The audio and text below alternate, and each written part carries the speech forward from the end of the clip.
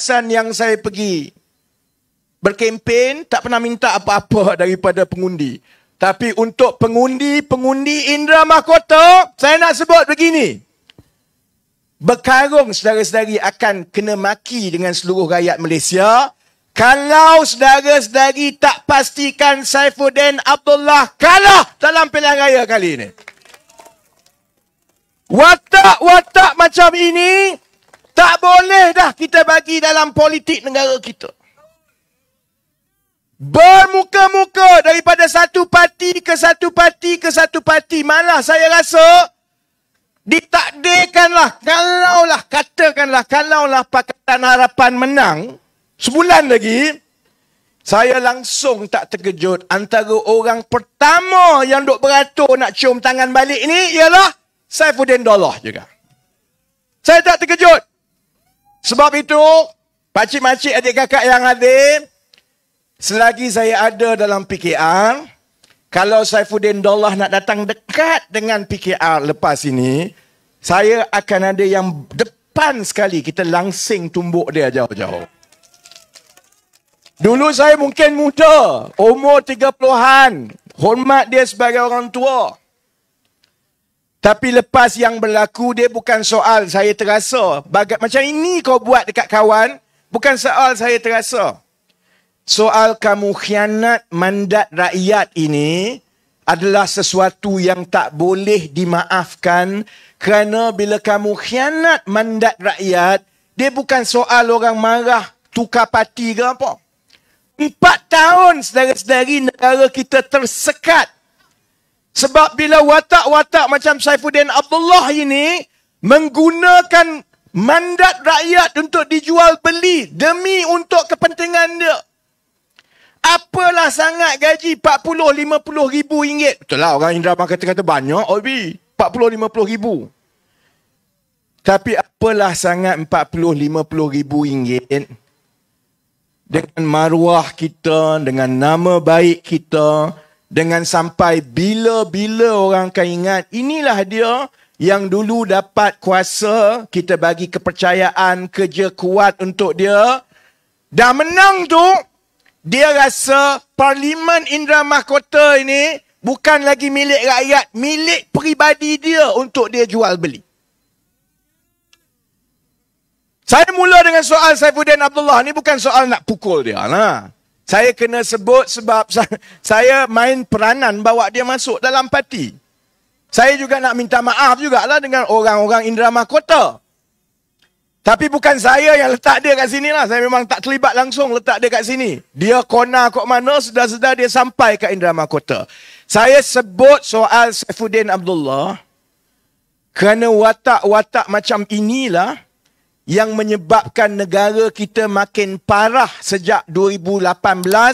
Walaupun rakyat semua dah buat keputusan yang betul, kita nak tukar kerajaan, supaya bila kita tukar kerajaan, kita ada permulaan yang baru.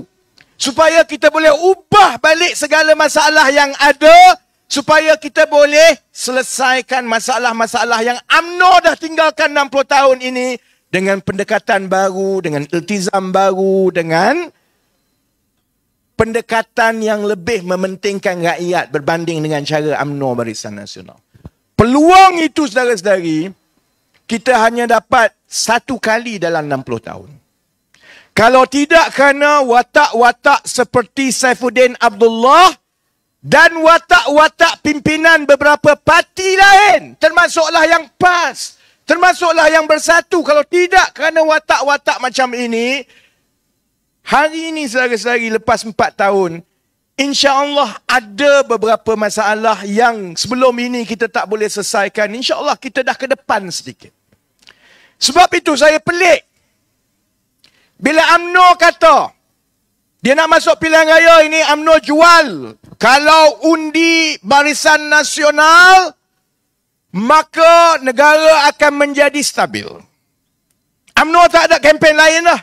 Kempen dia hanya 2 saja. Satu kempen undi Pakatan Harapan, China India ambil alih negara. Perdana Menteri depan ni kalau menang. Yang China, yang India, menteri. Itu satu kempen UMNO lah. Kalau undi Pakatan Harapan, maka China India ambil alih negara.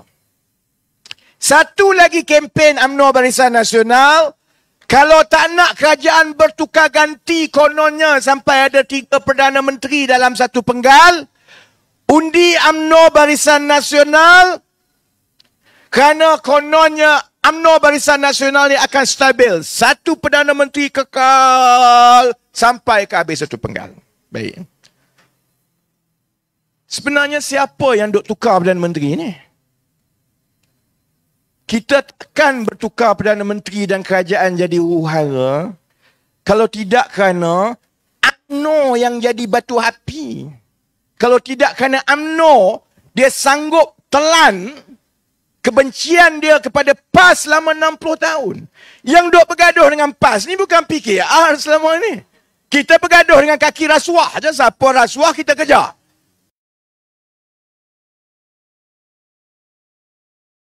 Kau lagi ini PAS. PAS yang UMNO benci, UMNO yang PAS benci. Tapi demi untuk dapat kuasa tahun 2020, dia boleh berpeluk, saudara-saudara. Dia boleh kononnya lupakan segala-galanya demi untuk dapat kuasa.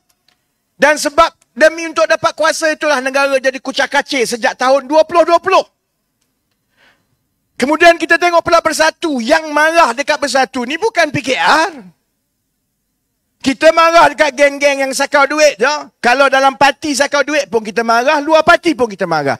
Yang marah kepada Bersatu ni UMNO. Sebab Bersatu parti sepehan UMNO. UMNO merasakan Bersatulah yang menyebabkan UMNO kalah 2018. Perpecahan dalaman UMNO menyebabkan wujudnya Bersatu. Bila Bersatu ada, maka sebab itulah UMNO kalah. Dendam tu besar. Dan Bersatu pula bila dia menang tahun 2018, orang duk sibuk fikir pasal gaji rakyat, pasal PTPTN, pasal menstabilkan harga minyak, harga barang. Bersatu sibuk pasal apa? Bersatu sibuk pasal macam mana kita nak mampuskan UMNO supaya Bersatu ganti UMNO. Sebab tu kalau orang tanya saya, kenapa lepas menang saya kata ikut suka korang lah, aku tak berminat. Saya kempen Satu Malaysia atas truk. Bukan truk ni lah, truk yang lagi buruk dulu lah. Satu Malaysia saya kempen lebih 2 tahun. Bukan sebab saya nak tengok dia orang bergaduh siapa jadi menteri. Saya tak nak pun. Saya datang ni pakai track bottom macam ni lah. Tak minat aku kerja-kerja menteri kena pakai suit kot. Saya dah puas pakai kot ni masa duduk kat London. Puas dah. Orang macam kami berkempen supaya kita dapat tengok tahun 2018 dahulu. Kuasa dikembalikan kepada rakyat. Supaya rakyat tahu, tak ada satu pun mana-mana parti politik dalam dunia ini, hatta PKR sekalipun, kalau kuasa itu diberikan tak putus-putus sampai 60 tahun, tak ada parti yang baik, saudara-saudari. Sebab macam Mak Saleh kata, power corrupts, absolute power corrupts absolutely. Kalau dia dah tiap-tiap tahun jadi menteri, dia tak ingat dah orang kat bawah ni. Dia tak ingat dah sebenarnya yang angkat dan bagi mandat kepada dia ialah rakyat. Sebab itu 60 tahun masalah tak selesai. Jadi saya mati-matian kempen dulu.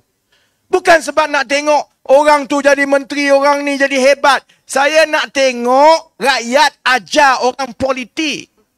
Supaya orang politik, termasuklah saya sendiri, faham bahawa kalau kamu buat dajal, kamu kena. Supaya negara kita, rakyat tahu, kalau kita lantik kerajaan, kita minta dia laksanakan beberapa perkara, kamu gagal lepas 5 tahun, kita tukar. Tukar lagi. Hanya dengan tukar dan tukar, barulah ahli politik tahu, kamu jadi menteri itu makan gaji dengan rakyat, buat kerja baik-baik sikit. Kalau kamu tak jaga, kamu kena buang. Kamu tak jaga, kamu kena buang. Malangnya tahun 2018, Pakatan Harapan menang, ada Bersatu, ada Saifuddin Dollah, ada Azmin Ali. Dia tak fikir pasal semua ni. Dia fikir, aku nak jadi menteri. Zuraida. Yang korang sayang saya Zuraida ni pasal? Aku tak sebut pun dia kena ingatkan Zuraida juga. Dia dok fikir dia nak jadi menteri. Kalau Azmin dia nak fikir, kalau Anwar sempat jadi Perdana Menteri, sampai sudah dia tak jadi Perdana Menteri. Jadi baik aku tikam dulu. Pejenih manusia ni. Kalau Saifuddin Dollah dia fikir, kalau Anwar jadi Perdana Menteri, PKR jadi jadi kerajaan yang parti yang besar dalam kerajaan Pakatan Harapan, dia tak ada peluang. Sebab masa itu semua orang dah tahu jenis manusia apa Saifuddin Dollah. Jadi dia buat apa? Dia berkumpul dengan Haji Hadi, dia berkumpul dengan Muhyiddin, dia berkumpul dengan Mahathir. Dia fikir macam mana kita nak tipu mandat rakyat, saudara-saudara. Itulah titik tolak yang berlaku tak stabil sampai sekarang ni. Sebab itu juga, Mak Saleh, orang Inggeris ada beritahu, you live by the sword, you die by the sword. Kamu naik dengan cara menganiaya orang, kamu juga akan jatuh dengan cara dianiaya oleh orang lain. Sebab tu saya kata, itu yang saya berbeza pendapat sikit dengan kawan-kawan lain mungkin dalam Pakatan Harapan. Bagi saya, tak jadi kerajaan pun tak apa. Ambil masa lama sikit pun tak apa. Jangan sekali-kali kamu ambil jalan pintas yang buat rakyat benci dengan kamu. Jangan sekali-kali kamu rasa bila kamu dah jadi besar duduk di atas, kamu berkuasa sehingga kamu boleh pelekehkan orang kat bawah. Kerana kamu naik dengan cara pelekehkan orang, orang juga akan pelekehkan kamu satu hari nanti. Itu yang berlaku lepas 2020. Muhyiddin rasa dia hebat naik jadi Perdana Menteri. Tak apa. Saya ingat saya pernah jumpa Tan Sri Muhyiddin tahun 2018. Kalau Tan Sri Muhyiddin dengar. Dia baik dengan saya sebab yang merundingkan bagi pihak PKR sebelum 2018 adalah saya.